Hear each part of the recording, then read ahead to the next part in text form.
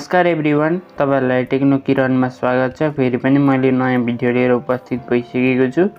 अहिलेसम्म हाम्रो च्यानललाई लाइक र सब्स्क्राइब गर्नुभएको छैन भने लाइक र सब्स्क्राइब गरी छेउमा रहेको बेल आइकनलाई प्रेस गर्नु होला यस्तै नयाँ जानकारी र अपडेटका लागि। आजको भिडियोमा म तपाईहरुलाई आफ्नो IPO बिक्री गरेपछि WACC र EDIS कसरी गर्न सक्नुहुनेछ भन्ने बारेमा यस भिडियोमा सम्पूर्ण सिकाउन गइरहेको छु। कृपया यस भिडियो अन्तिमसम्म हेरेर तपाईहरुले सम्पूर्ण जानकारी प्राप्त गर्नुहुनेछ। आजको विषयवस्तुतर्फ लागौं। Let start the video. तपाईहरुले आफ्नो IPO परेको घरबाटै सजिलै बिक्री गर्न सक्नुहुनेछ। त्यसका लागि तपाईहरुलाई TMS को आवश्यक पर्दछ।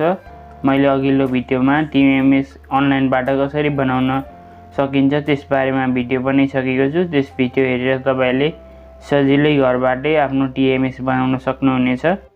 तपाईहरुले आफ्नो TMS बाट आफ्नो IPO बिक्री गर्न चाहनुहुन्छ भने तपाईहरुले TMS लगइन गरेर मार्केट डाटामा गएर मार्केट डेप्थमा गएर तपाईहरुले बाइङ र सेलिङ अर्डर राख्न सक्नुहुनेछ र तपाईहरुले अर्डर म्यानेजमेन्टमा गएर बाहिर सेलको अप्सन रहेको छ त्यहाँ गएर तपाईहरुले आफ्नो अर्डर कम्प्लिट गर्न सक्नुहुनेछ।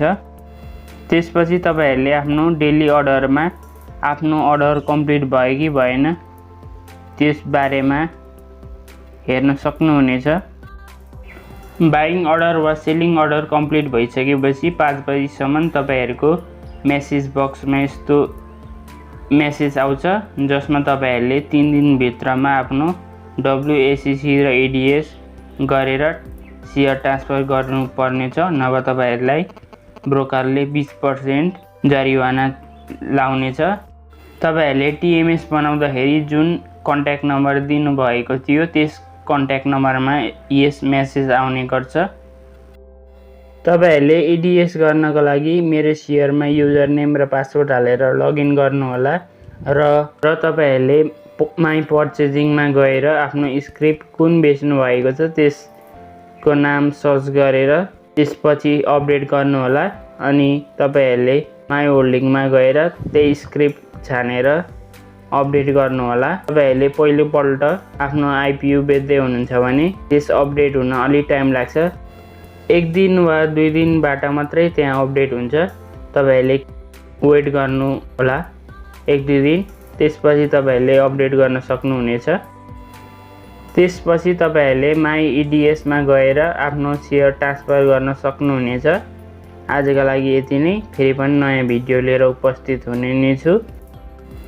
आजको भिडियो कस्तो लाग्यो मन परेमा तपाईहरुले यस भिडियोलाई लाइक गर्नु होला र तपाईहरुले के प्रतिक्रिया दिन खोज्नु भएको छ भने कमेन्टमा दिनु होला। तपाईहरुको माया र प्रतिक्रियाको खाँचो रहेको छ। तपाईहरुको प्रतिक्रियाले हाम्रो कमी कमजोरी भएमा हामी सुधार गर्दै जानेछौँ।